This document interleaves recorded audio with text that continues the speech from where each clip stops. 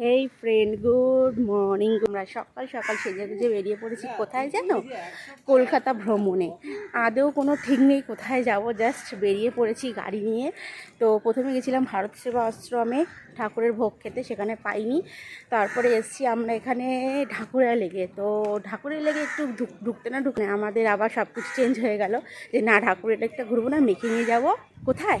তো আমার ব্লগটা দেখতে থাকো, তাহলে বুঝতে পারো আমরা। তো বন্ধুরা, আমরা সোজা ঘরে এসে রান্নাবান্না করেছি। হয়েছে পেঁয়াজকলি, আলু ভাজা, এখানে চিংড়ি মাছের তরকারি, এখানে মাছের ঝোল ফুলকপি দিয়ে, আর এখানে আছে উচ্ছে আলু মাখা।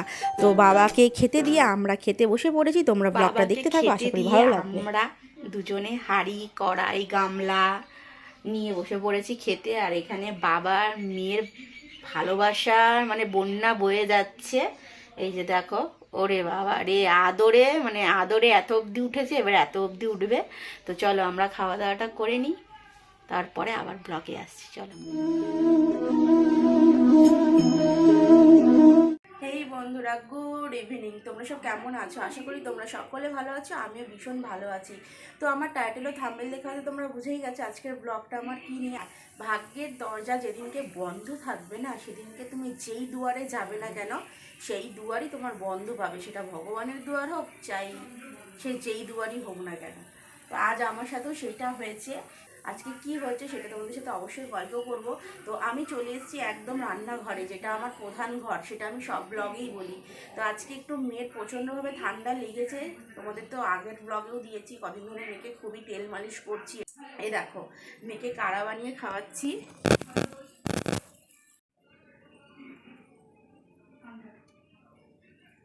তো মেয়ের জন্য বানাচ্ছি কাড়া, মেয়েটাকে কাড়া খাওয়াবো। ওষুধেও কোনো কাজ দিচ্ছে না। আর মেয়েকে কেন ডাক্তারের কাছে নিয়ে যাচ্ছি না সেটাও আমি বলবো তোমাদেরকে অবশ্যই। তো এই কাড়াটার মধ্যে কী কী দিয়েছি একটু বলে দিই, কারণ অনেক বাচ্চারই এই টাইমটায় কাশি সর্দি কাশি হচ্ছে। কাশির জন্য প্রচুরভাবে উপকারী কিছু কটা তুলসী পাতা দিয়েছি, বাসক পাতা দিলে আরও ভালো হয়। তো যেটা বলে বাসকামিনী পাতা, যেটা আমি জানি বাসক পাতা। আর ওটার মধ্যে দিয়েছি আমি দারচিনি, দুটো লবঙ্গ, আর 2-3টে গোলমরিচ একদমই গুঁড়ো করে, মানে সারাশিশির মধ্যে গুঁড়ো করে করে দিয়েছি। তো খুব খুব উপকারী এটা। আমি ওকে অনেক ছোটোবেলা দিয়ে খাওয়াই, আমার মেয়েকে অনেক ছোটোবেলা। আর এর মধ্যে অল্প একটু মধু দেবো, ও এমনিতেই খেয়ে নেবে, একটু বায়না করে তারপরে খেয়ে নেয়। তো চলো, আর মেয়ের জন্য টিফিন করব। এই যে টিফিনে নিয়ে নিয়েছি মেয়ের জন্য, আমার জন্য, দুজনের জন্য। এই যে পটেটো ফ্রাই করব, এই যে একটু কুমড়ো চপ করব, লঙ্কার চপ করব, আর ব্রকলি একটু বেসনের মধ্যে মাখিয়ে ওকে দেবো। আমি খাবো, বাবা খাবে, সবাই খাবো আজকে সন্ধ্যেবেলা টিফিন। তো চলো টিফিনটা করে আবার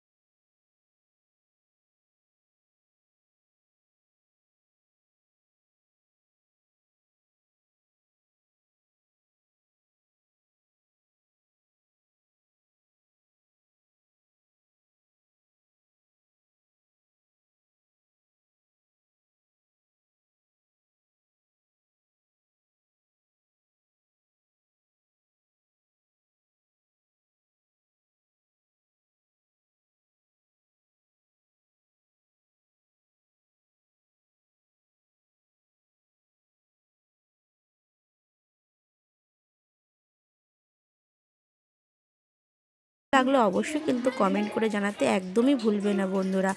আর বাবাকে আমি পরিবেশন করলাম, ওপরে একটু গোলমরিচের গুঁড়ো ছিটিয়ে দিয়ে বাবাকে দিয়ে আসলাম। নিয়ে চলে এসেছি, এই যে টিফিন খাবো আমরা সন্ধ্যে।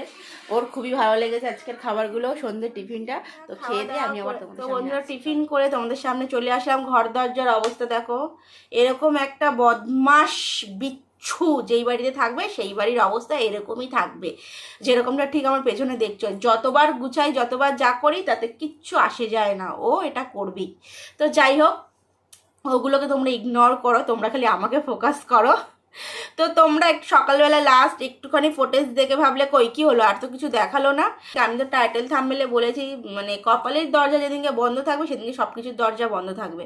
তো ফার্স্ট অফ অল আমি মেয়েকে ডাক্তারখানায় নিয়ে গেছিলাম। সেখানে গিয়ে ডাক্তারের প্রচুর একটা এমার্জেন্সি চলে এসছে হঠাৎ। তো এমার্জেন্সিতে আর দেখলো না, ডাক্তারবাবু দেখলো না, বললো নেক্সট দিন আসো। তো ওখান দিয়ে চলে গেলাম আমরা ভারত সেবা আশ্রমে, যে দুপুর তো অনেক হয়েছে, তো একটু খাওয়া দাওয়া করে নিই। ওখানে তো ঠাকুরের ভোগটা ভীষণ ভালো দেয়। আবার নেক্সট দিন যখন যাব অবশ্যই তোমাদের দেখাবো। তো ওখানেও দেরি হয়ে গেল, পেলাম না। তো ভাবলাম যে মেয়েটা তো সবসময় ঘরে থাকে, তো চলো ঢাকুরিয়া লেকে গিয়ে একটু বসি, ও গিয়ে একটু দৌড়াদৌড়ি করবে, আমরা ওর সাথে একটু দৌড়াদৌড়ি করব। ও মা, ওখানে যেতে যেতে ভাবলাম যে ওখানে যাব, তার থেকে যাই লায়ন সাফারি পার্ক, ঢাকুরিয়ার ভিতরে যে লায়ন সাফারি পার্কটা আছে সেখানে যাই। ও মা, সেখানে যেতে না যেতেই দেখি ওটা বন্ধ, ওটা খুলবে দুপুর 3টের সময়। মেয়ে তো ততক্ষণ থাকবে না, এদিকে আমাদের পেট খালি। তো সোজা চলে আসলাম বাড়িতে। বাড়িতে এসে একটু রান্না বান্না করলাম, মানে খুব তাড়াহুড়োতে রান্না বান্না করলাম। যা রান্না বান্না করলাম তোমাদের তো দেখিয়ে দিলাম। তো রান্না বান্না করে খেয়ে দিয়ে বিশ্রাম করে উঠেই তোমাদের সামনে চলে আসলাম। মানে দিনটা এইভাবেই কাটলো। তুমি ভাগ্যের দরজা, সত্যি মানুষের ভাগ্য এমন একটা জিনিস যেটা হয়তো নিজের হাতে কিছু নেই। এই ভাগ্যটা যে কার ওপরে ছাড়বো, অনেকে ভগবানের ওপরে ছেড়ে, না ভগবানের ওপরে ভাগ্য ছেড়ে দেয়। ভগবানের ওপরে ছেড়ে দেওয়াটাও আবার সবসময় ঠিক না, ভগবানের যতটা করার, যতটা যা করার সে করছে, ওনার যতটা করা উনি ঠিক করছে। তারপরে অনেক সময় নিজেদের ওপরেও ছাড়াটা দরকার, কারণ নিজেদের আবার অনেক সময় কি হয়, অনেক ভুল জিনিস নিজেরাও বেছে নিই, ভুল রাস্তাটাকে নিজেরা বেছে নিই, ভগবানের পরোয়া করি না তখন। তো যাই হোক, ভাগ্যের পরিহাস কেউ কখনো বদলাতে পারে না।